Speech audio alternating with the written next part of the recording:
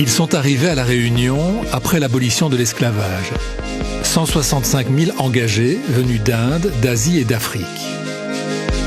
Mais l'engagisme, ce n'est pas seulement une histoire réunionnaise. C'est la première fois qu'on montre que ce qui s'est passé à La Réunion, c'est un phénomène mondial.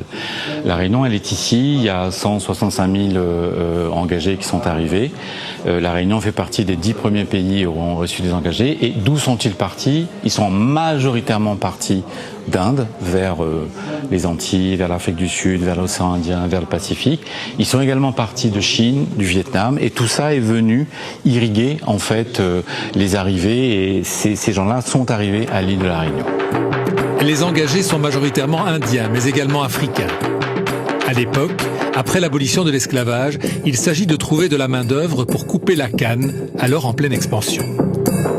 On a besoin de bras, d'énormément de bras, parce que les surfaces augmentent, parce que les quantités récoltées augmentent, donc il faut des bras pour justement récolter ces cannes à sucre. Donc on a ces pics, en jaune les Indiens, en vert kaki les Africains qui arrivent, et on a vraiment ce pic en gros entre 48 et les années 1870.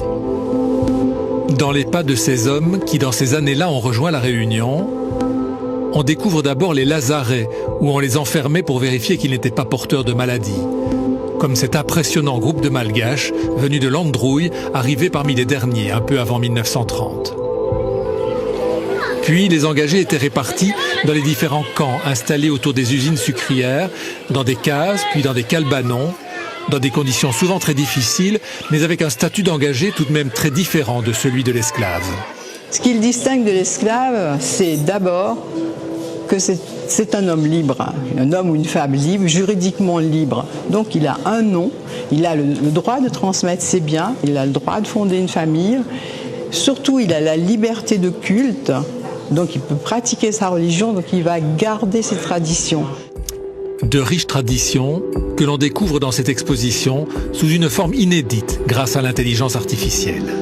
On a vraiment cherché des images surprenantes, et derrière moi par exemple il y a la danse saguée à Grand-Bois en 1928, et on a demandé à deux artistes, Maëva Turel et Ulrich Jacot, de les animer avec l'IA et de les illustrer par une création sonore.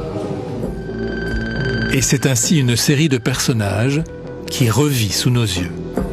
Ça, c'est une série sur un Jacot qui est extrêmement important, qui a été prise par Maurice Lenormand dans les années 50 à la Racine des Cabris pour montrer en fait que les Jacots étaient omniprésents dans toute l'île, et il a fait comme une sorte de mini-reportage, et on a des images inédites qui sont présentées pour la première fois.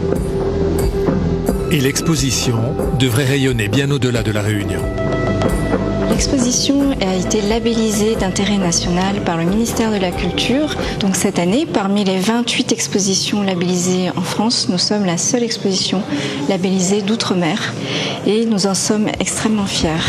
Les descendants d'engagés, eux, seront sans doute fiers de découvrir que leurs ancêtres ont pris toute leur place dans la vie et l'économie de La Réunion, et qu'eux-mêmes sont une composante essentielle de la mosaïque réunionnaise.